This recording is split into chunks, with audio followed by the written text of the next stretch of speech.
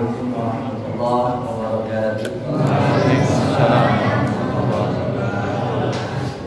Innal hamdalillah nahmaduhu wa nasta'inuhu wa nastaghfiruh wa na'udzu billahi min shururi anfusina wa min sayyiati a'malina. May yahdihillahu fala mudilla lahu wa may yudlil fala hadiya lahu. Asyhadu an la ilaha illallah wahdahu la syarika lahu wa asyhadu anna Muhammadan 'abduhu wa rasuluhu la nabiyya ba'dahu. Allahumma shalli wa sallim wa barik 'ala sayyidina Muhammad wa 'ala alihi wa ashabihi ajma'in. Amma ba'd. Bapak Ibu, saudara-saudara jemaah salat maghrib yang dirahmati Allah Taala, alhamdulillah selalu kita bersyukur kepada Allah Taala ala kulli hal, dan setiap keadaan, baik dalam keadaan senang maupun dalam keadaan susah. Bersyukur baik dalam keadaan lapang maupun dalam keadaan sempit. Bersyukur baik dalam keadaan sehat maupun dalam keadaan sakit. La in syakartum la'azidannakum wa la in kafartum inna 'adzabi lasyadid. Janji Allah bagi hamba-hambanya yang bersyukur, maka Allah akan tambah lagi nikmatnya. Alhamdulillah, salah satu bentuk rasa syukur kita kepada Allah Taala, Allah kasih izin kepada kita, Allah berikan kita kemampuan, kesempatan untuk bisa hadir melaksanakan sholat maghrib berjamaah. Bahkan kita lanjutkan dengan menunggu sholat berikutnya, sholat isya, dengan thalabul ilmi di majelis ilmu seperti ini.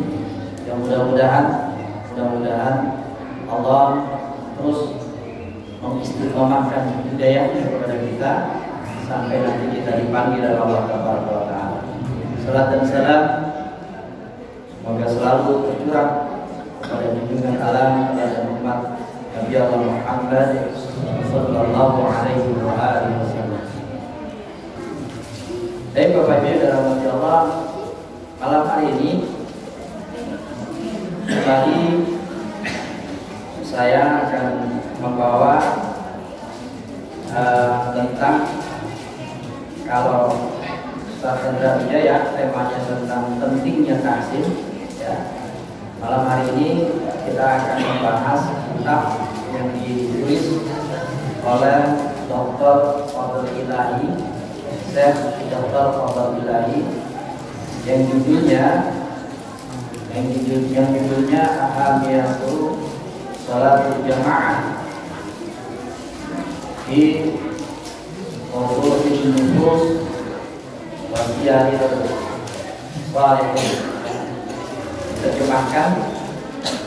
Diterjemahkan di dalam bahasa Indonesia, salat diterjemahkan salat mengapa harus berjamaah. Salat mengapa harus berjamaah. Nah, ini kita sering membahas tentang salat jamaah. Nah, di kitab ini subhanallah ini lengkap banget Pak ya. Jadi kalau dibaca ini, setelah saya baca, dia tidak tergerak untuk salat berjamaah, maka termasuk orang yang ada hidayah. Karena kalau baca buku ini nggak tergerak untuk salat berjamaah, rasanya mustahil. Bapak Ibu dirahmati Allah,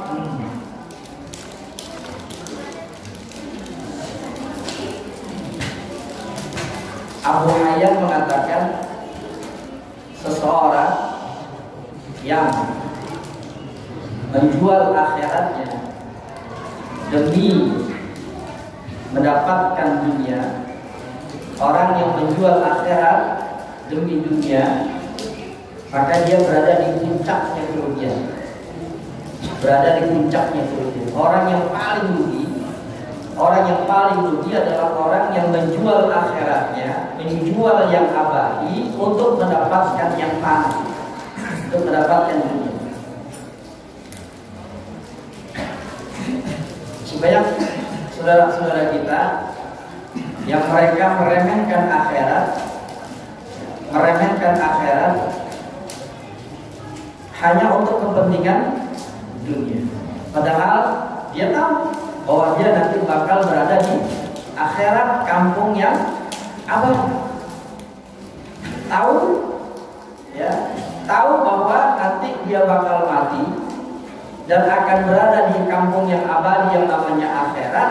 Tetapi kenapa kok masih mementingkan urusan dunia daripada urusan akhirat? Ustaz Agus Setiawan mengirimkan gambar di WA ke saya itu. Ada tulisan, boleh kan ditulis di depan masjid, ya. Jadi tulisannya begini, ya.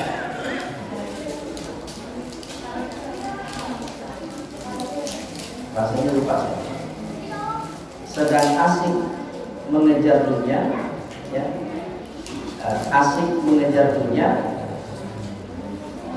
tiba-tiba meninggal dunia. Bahasanya kayak kurang-kurang tepat. Nanti bahasanya lebih lurus lagi bahasanya. Maksudnya ini, sedang asik-asiknya dengan urusan dunia, tiba-tiba meninggal dunia. Jadi sedang asik-asiknya dengan urusan dunia, lalu meninggal. Bapak Ibu yang dirahmati Allah, ini banyak yang terjadi di kita, termasuk salat berjamaah.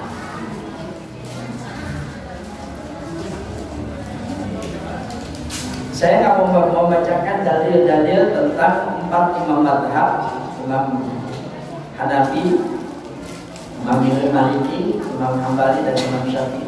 4 imam ini ada dalilnya di sini, kitab beliau. Bahkan juga ada tentang murid-murid dari beliau ini, ya, tentang fatwa sholat berjamaah. Selama ini Bapak Ibu, dalam pikiran kita sholat berjamaah itu hukumnya sunnah muakkadah, ya, bahkan ada sampai yang mengatakan cuma sunnah doang. Padahal yang benar adalah semuanya di situ, bukan yang benar, maksudnya yang mendekati itu adalah sunnah muakkad, sunnah yang ditekankan. Sehingga akhirnya berpikir kita, banyak di antara umat Islam saat ini yang berpikir, sholat berjamaah itu cuma sunnah. Jadi kalau dikerjakan berpahala, ditinggalkan tidak apa-apa. Akhirnya dia sholatlah di rumah, asik sholat di, bahkan sampai ada di rumahnya bikin musola, dia sholat jadi imam, anak istrinya jadi makmum. Dia pikir sudah berjamaah. Apa itu benar? Bapak Ibu yang dirahmati Allah, kalau kita baca dalil-dalilnya dari 4 imam madhab, termasuk murid-muridnya, ya, itu semua jika disimpulkan sholat berjamaah bagi laki-laki, sekali lagi, sholat berjamaah bagi laki-laki hukumnya fardu ain, wajib ain. Artinya kalau dia dengar suara adzan di masjid atau di mushola, hayya 'ala shalah, hayya 'ala falah, dia nggak datang sholat berjamaah, dia sholat sendirian di rumahnya atau dia sholat berjamaah di rumahnya dengan keluarganya, tetap dia nggak dapat pahala sholat, bahkan dia dosa karena nggak datang sholat berjamaah. Apa saya baca di dalam ini panjang banget, ya. Bisa sampai jam 9 malam. Ya. Masya Allah. Sekali lagi sebelum kita ngebahas nih, ya, kenapa sholat harus berjamaah, ya, saya pengen kita mindset kita, berpikir kita ini kita lupa Kalau sholat berjamaah bagi laki-laki ya, bagi yang perempuan tidak.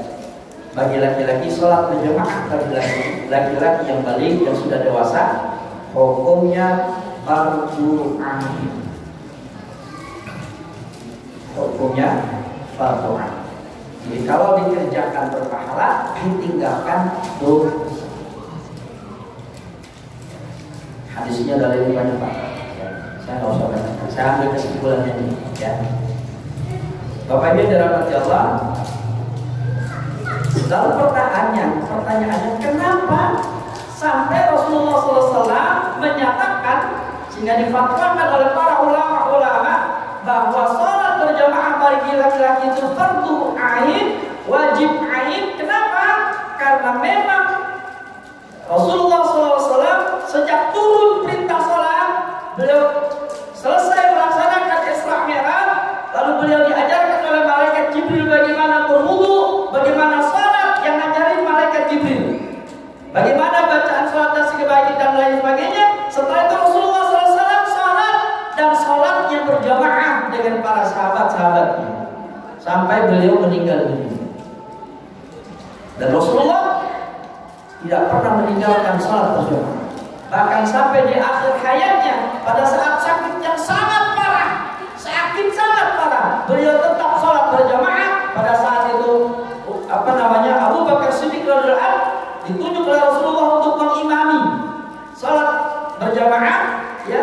Dan ternyata Rasulullah tetap keluar untuk sholat berjamaah. Padahal Rasulullah dalam keadaan sakit yang parah, yang berujung kepada kematian beliau sallallahu alaihi wasallam. Rasulullah meninggalkan sholat berjamaah. Itulah kenapa ya sholat berjamaah hukumnya fardu. Bapak Ibu yang dirahmati Allah, mari kita lihat. Kita akan masuk ke tentang keutamaan sholat berjamaah. Ada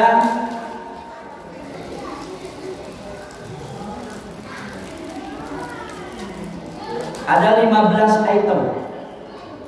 Ada 15 item di sini oleh si penulis Syekh Dr. Fadl Bilahi ini. Ada 15 item keutamaan sholat berjamaah. Kenapa sholat harus berjamaah? Ada 15 ya.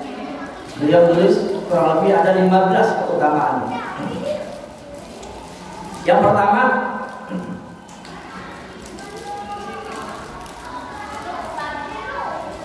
hati yang bergantung di masjid akan berada di bawah naungan arsy Allah Tabaraka wa Ta'ala pada hari kiamat. Hadisnya pasti di antara kita sudah banyak yang mendengar hadis ini. Diriwayatkan oleh sahabat Rasulullah Abu Hurairah radhiyallahu. Kata Nabi sallallahu alaihi wasallam, "Sama'akum yujilluhullahu fi dhillihi yauma la dhilla illa dhilluh." Nanti ada 7 golongan yang akan mendapatkan naungan pada hari kiamat yang tidak ada naungan pada saat itu kecuali hanya naungan dari Allah Tabaraka wa Ta'ala. Ada 7 golongan. Di antara 7 golongan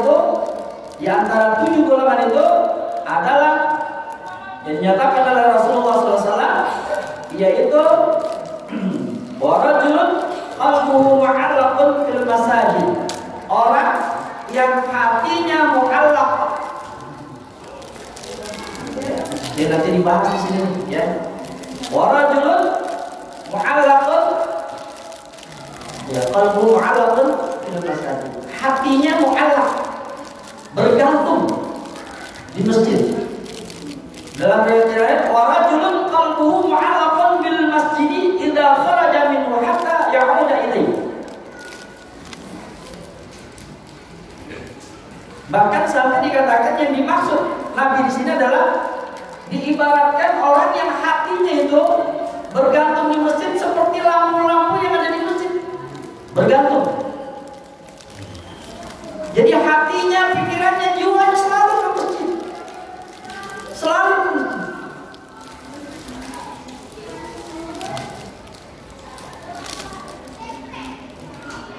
Sehingga sampai dikatakan oleh Imam Malik, wa rajulun qalbuhu mu'allaqun bil masjid idza kharaja minhu hatta ya'uda ilaihi. Orang yang hatinya bergantung dengan masjid, ketika dia keluar dari masjid sampai yang kembali lagi ke masjid. Keluar masjid, ingat masjid. Keluar masjid, ingat lagi sama masjid. Pengen lagi balik lagi ke masjid.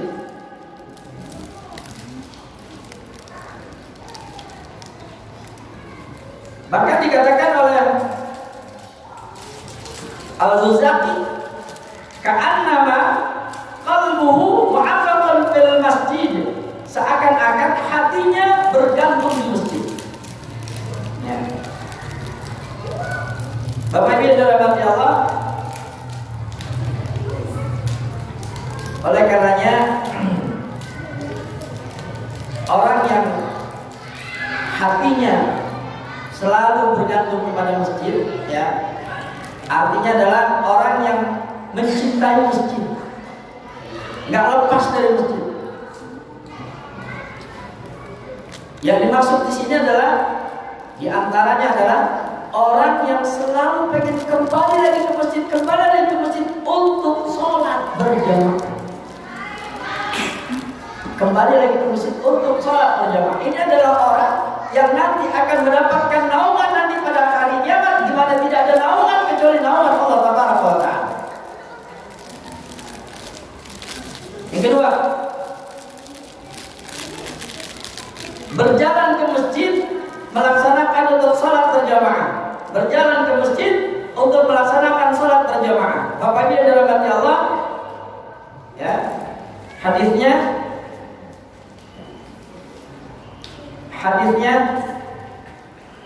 tentang orang yang melangkahkan kakinya untuk sholat berjamaah ke masjid ini banyak sekali, ya.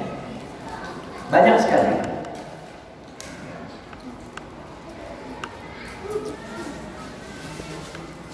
Ada satu riwayat berkenaan dengan Bani Salimah, bukan Bani Salamah, ini cuma beliau ini cuma ini aja gitu, ya.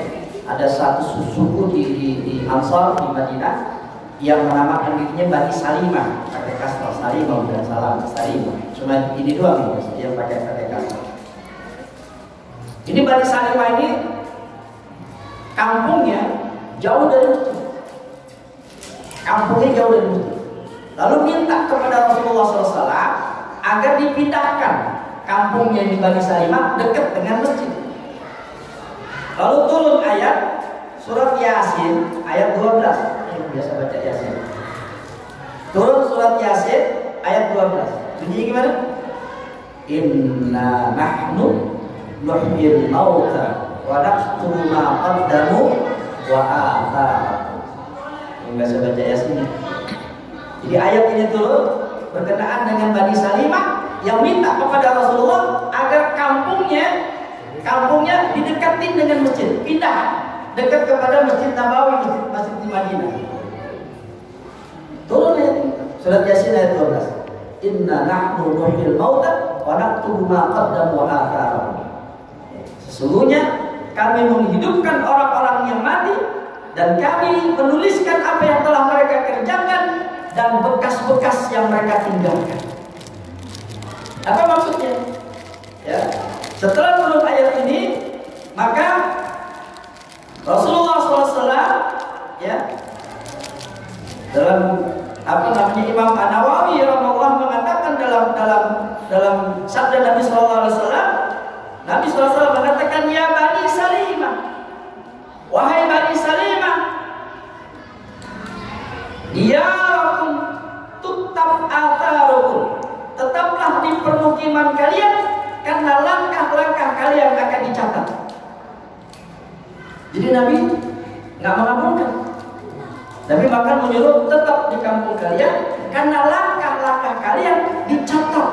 Maksudnya apa? Langkah mereka datang ke masjid, itu langkah mereka itu dicatat oleh Allah Tabaraka wa Ta'ala. Satu langkah dihapus dosa-dosanya, satu langkah mendapatkan kebajikan di sisi Allah. Dan satu langkah dihapus kesalahannya, satu langkah diangkat derajatnya. Maksudnya tingkatan nanti masuk surganya itu tergantung langkah-langkah kaki kita menuju masjid. Bahkan sampai makanya bersyukur yang rumahnya jauh dari Masjid Al-Quran. Bahkan sampai semua yang dia lewatin, ada sesak, ada jejak-jejaknya, itu akan bersaksi di hadapan Allah Tabaraka wa Ta'ala. Akan bersaksi di hadapan Allah Tabaraka wa Ta'ala. Bahkan sampai para sahabat kalau datang ke masjid dengar adzan, datang ke masjid, langkahnya dipelan-pelanin Bapak. Dilambat-lambatin. Jalannya nggak buru-buru. Karena pengen dapat satu langkah dihapuskan dosa, satu langkah mendapatkan kebajikan, diangkat derajatnya di sisi Allah Tabaraka wa Ta'ala, di surganya Allah Tabaraka wa Ta'ala. Bukan cuma perginya Bapak Ibu, pulangnya, termasuk pulangnya. Pergi dan pulang. Pergi ke masjid dapat pahala itu. Pulangnya juga dapat pahala itu. Subhanallah. Oh. Ini kalau kita udah Bapak Ibu yang dirahmati Allah,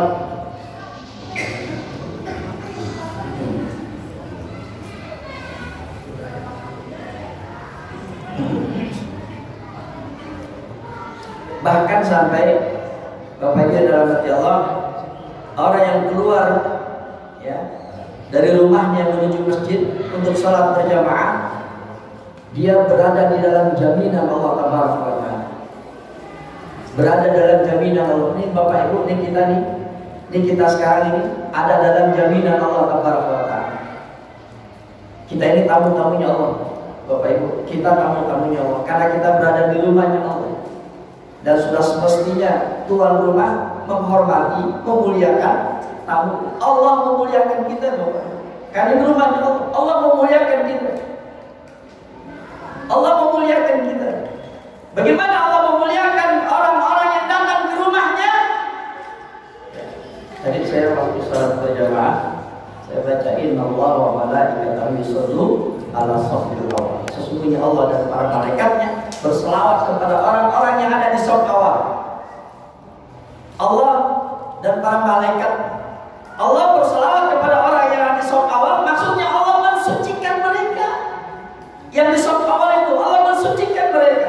Malaikat berselawat juga, maksudnya Allah, malaikat mendoakan orang yang ada di shaf awal dengan doanya, ya Allah ampuni mereka, ya Allah sayangi mereka. Kalau udah tahu hadis ini masih kagak mau juga sholat shaf awal berbulan. Bahkan sampai Nabi mengatakan kalau perlu, kalau dia tahu pahala orang yang sholat berjamaah di shaf awal, kata Nabi, kalau dia tahu dia akan berundi. Apa namanya? Pakai undian. Karena berebut undian. Sweet. Aku menang ke shaf awal. Sweet. Awal-awal shaf kedua. Kalau perlu sampai segitunya Bapak. Nabi udah mengatakan demikian, sampai Nabi mengatakan kalau perlu sampai diundi. Ini artinya begitu gede banget pahalanya orang yang ada di shaf. Bapak Ibu yang dirahmati Allah, para sahabat Nabi Sallallahu Alaihi Wasallam dulu sahabat-sahabat Nabi itu datang lebih awal, cuma pengen dapat di shaf pertama. Sahabat-sahabat Nabi, mereka datang buru-buru lebih awal lagi untuk bisa ada di shaf awal. Subhanallah. Kita datang lebih awal, yang di belakang. Jembatan dari belakang. Suruh maju aja. Yang samping sebenarnya. Ya Allah. Bapak Ibu yang dirahmati Allah. Dan yang gak kalah pentingnya Bapak Ibu. Bapak Ibu, ini kita nih yang dari rumah akan menuju salat berjamaah. Persinggahan kita, tempat kita di surga disiapin sama Allah. Tempat kita di surga Allah disiapin sama Allah. Tempat kita di surga Allah disiapin sama Allah. Para ulama mengatakan kalau kita meninggal dunia, keluar dari rumah, sholat berjamaah. Kalau kita meninggal dunia, entah itu di masjid atau di perjalanan pulang, Allah, tempat kita di surga oleh siapin Allah Ta'ala. Bapak Ibu dalam hati Allah,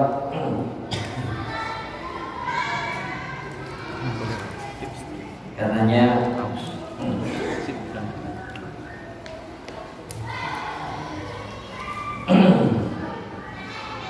jangan sampai kita diberatkan oleh urusan dunia ya, pada saat kita datang memenuhi panggilan untuk sholat berjamaah. Bapak Ibu, ada seorang sahabat nikah,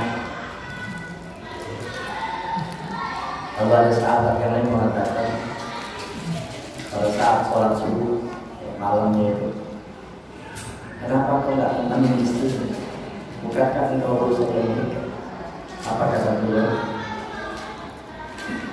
Seorang istri yang menghalangi suaminya untuk sholat berjamaah, maka itu adalah istri yang buruk, istri yang buruk, istri yang jelek.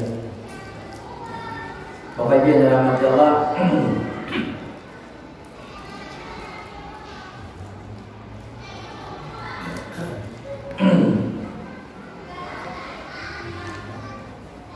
ada sahabat Rasulullah SAW, beliau mengatakan kepada Rasulullah SAW, ma yasurruni anna manzili ila jambil masjid inni uridu an yaktuba bi mamsyaya ila masjid wa ruhuhi idza raja'tu ila ahli. Aku tidak bergembira jika rumahku terletak di dekat masjid.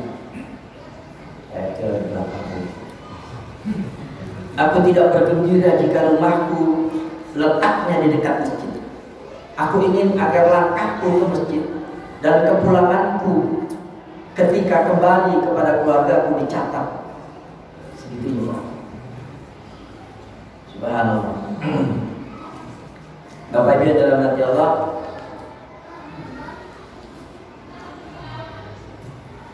itu yang kedua.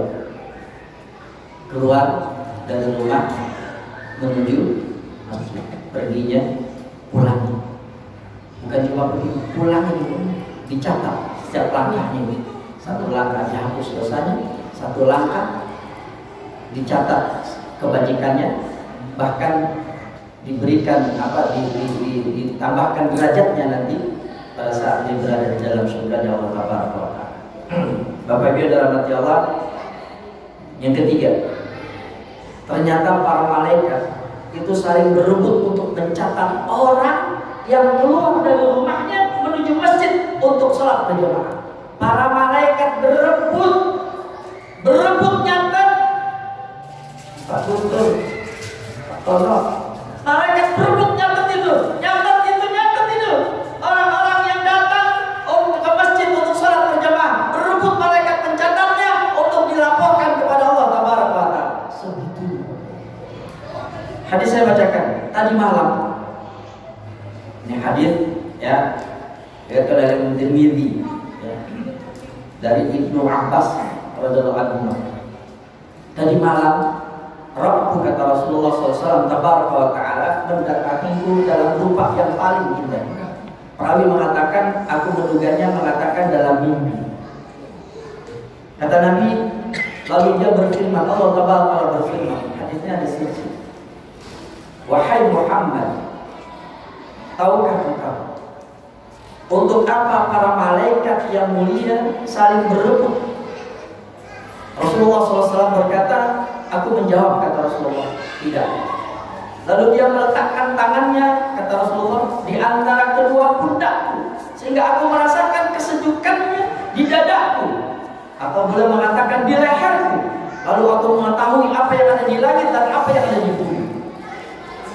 Ini nanti jangan kita ngebayangin Allah itu mendatangi Nabi dalam rupa apa namanya makhluk ya, tidak. Ini jangan. Nah, Rasulullah ini cuma menggambarkan, karena memang nggak bisa digambarkan yang yang apa namanya, yang nggak ada di dunia. Sama seperti misalnya Rasulullah atau Al-Quran menggambarkan nanti di surga ada sungai yang mengalir. Apakah sungai yang mengalir itu nanti seperti sungai yang ada di dunia? Wallahu kita nggak tahu, Pak. Cuma yang digambar ini seperti itu. Karena kalau digambarkan yang lain yang nggak ada di dunia, kita manusia nggak ngerti. Paham ya maksudnya ya? Jadi nanti jangan digambarkan hadis ini bahwa Rasulullah didatangi Allah Taala, ya. Lalu kita membayangkan Allah itu menyerupai makhluk, enggak? Karena Allah itu adalah Khaliq. Lam yalid wa lam yulad wa lam yakul lahu kufuwan ahad. Itu akidah kita, ya. Allah berfirman, wahai Muhammad, tahukah engkau untuk apa para malaikat yang mulia saling berebut? Ini malaikat yang berebut ini adalah malaikat al-muqarrabun, malaikat yang dekat dengan Allah Taala. Malaikat yang dekat dengan yang ada di sekeliling Allah Taala. Malaikat yang berebut yang mencatat orang-orang yang keluar dari rumahnya untuk sholat berjamaah. Aku menjawab kata Nabi, ya, tentang kafarat, perkara-perkara yang menghapuskan dosa. Kafarat itu adalah diam di masjid setelah melaksanakan sholat, berjalan kaki untuk melaksanakan sholat berjamaah, dan menyempurnakan wudhu pada saat yang tidak disukai. Bapak Ibu yang dari mati Allah, ada 3 dari ini. Kalau kita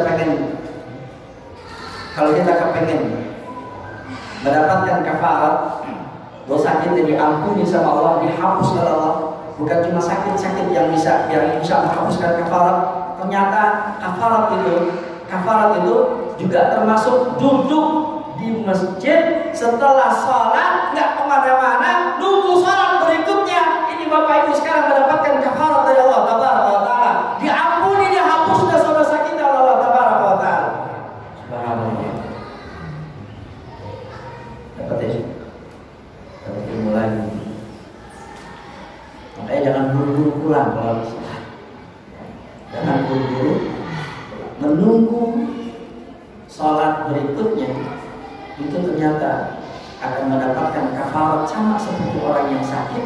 Dia ikhlas dengan penyakitnya, maka Allah mengampuni dosa-dosa itu, penyakitnya menjadi kafarat bagi penghapus dosa-dosa. Ternyata sama Bapak Ibu. Kita duduk setelah salat, menunggu salat berikutnya, ini menjadi kafarat itu. Termasuk juga jalan dari rumah menuju masjid untuk salat berjamaah, itu juga kafarat. Itu juga kafarat. Termasuk juga Bapak Ibu berwudu pada saat yang nggak disukai. Udara dingin, apalagi sekarang di Turki ini datangnya setelah gempa, subhanallah. Ya, turun salju sehingga evakuasi itu sangat sulit sekali. Nah, kalau misalnya seperti negara-negara yang ada salju gitu, pada saat musim kayak gitu, atau kita di sinilah lagi cuaca hujan, ketika dingin dulu kita berwudu kan rasanya atau mungkin, atau misalnya kita di puncak tuh, agak pusat, dingin kan. Nah, pada saat yang sulit kayak gitu, kita tetap berwudu, masya Allah, itu jadi kafarat. Termasuk juga pada saat kita lagi sakit, badan kita panas, meriang, kita berwudu, itu termasuk juga berwudu pada saat yang sulit. Berwudu dengan cara yang pada saat yang sulit seperti itu menjadi kafarat. Subhanallah. Allah. Bapak Ibu yang dirahmati Allah. Yang kedua ya. Ya Pak. Ya Pak. Silakan Pak. Mulai. Sholat berjamaah. Tapi kampung kelahiran saya di sana tuh hampir 30 meter itu ada musola pribadi. Artinya yang ekonominya bagus itu membuat musola. Padahal masjid juga sudah saya lihat juga. Tapi ya itu kalau sholat itu masing-masing di musolanya masing-masing. Walaupun jamaahnya paling 3 atau 4 orang, itu gimana ya Pak Lani? Sedangkan masjidnya juga nggak penuh. Bapak Ibu yang dirahmati Allah, terima kasih Pak RP. Rasulullah SAW menggambarkan jika suatu kampung jika suatu kampung tidak ada yang melaksanakan sholat berjamaah, maka kampung itu dikuasai oleh syaitan. Jika ada satu kampung, Bapak Ibu, satu desa, satu kampung, ada masjid atau tidak ada masjid, lalu mereka tidak melaksanakan sholat berjamaah pada saat waktu sholat fardu, maka kampung itu, kata Nabi, dikuasai oleh syaitan laknat. Lalu bagaimana dengan di satu kampung ada masjid? Masjid itu didirikan karena memang kebutuhan untuk semua orang-orang yang dari kampung. Ternyata ada orang-orang di sana yang karena punya kelebihan ekonomi, lalu dia bikin musola di rumah. Bikin musola di rumah, diletakkan di luar, bukan di dalam. Jadi musolahnya di luar rumahnya, maksudnya di daerah pekarangan rumahnya, bukan di dalam. Karena ada musola di rumah. Musola di rumah itu sebenarnya di musola, misalnya di rumah kita. Jadi ada kamar-kamar, lalu kita bikin musola sendiri khusus. Tuh, apa namanya? Biasanya seperti itu. Nah ini yang beda nih, bikin musola. Musola juga mungkin bagus, bagus. Nah, kalau mereka sholat berjamaah, mereka bersolat berjamaah sih. Pertanyaannya, ya, tadi Pak Erwin mengatakan, bagaimana? Bapak Ibu yang dirahmati Allah, masjid yang didirikan, masjid itu kan rumah Allah, masjid yang didirikan untuk dilaksanakan sholat di sana, untuk didirikan sholat di sana, sholat berjamaah di sana, maka itulah pilihan untuk orang-orang yang ada di kampung itu. Di mana adzan berkumandang, pada saat adzan berkumandang, ya, maka datangi adzan itu. Bisa jadi, maaf Pak RW, musola yang ada di rumah itu nggak berkumandang adzan, kagak berkumandang adzan. Adzannya ngandelin masjid. Itu Pak. Adzannya ngandelin masjid. Oh, udah masuk ke musola. Dia bukan ke masjid, tapi ke musola. Bagaimana hukumnya? Berarti dia belum sholat berjamaah, walaupun di musolanya dia sholat berjamaah 3 orang atau 4 orang. Kenapa? Karena yang didatangi adalah di mana adzan itu berkumandang. Bapak Ibu yang dirahmati Allah, kalau masjid didirikan ya dalam satu wilayah, satu kampung, maka masjid itu harus dimakmurkan. Memakmurkan masjid nggak ada lain, yaitu dengan sholat berjamaah. Itu memakmurkan masjid itu adalah dengan sholat berjamaah. Setelah itu baru menuntut ilmu dan lain sebagainya. Yang pertama adalah sholat berjamaah di masjid. Oleh karenanya kita di Al-Furqan berusaha semaksimal mungkin bikin program ini, program itu, agar orang-orang yang ada di kampung ini mau datang ke masjid untuk sholat berjamaah. Bapak Ibu yang dirahmati Allah, kurang lebih itu Pak ya. Jadi yang diutamakan adalah masjid yang dibangun atas dasar keinginan orang-orang yang di kampung itu untuk mereka bisa sholat berjamaah. Baik, Bapak Ibu yang dirahmati Allah, baru sampai sini dulu ya. Nanti kita lanjut lagi. Ini masih Masya Allah Bapak Ibu ya. Ini di buku ini setelah keutamaan nanti agak ngeri nih nanti ya, tentang orang-orang yang tidak mau sholatnya berjamaah, nggak mau datang untuk sholat berjamaah. Ya, kalau kita nanti bahas nih, ngeri nih. Ya.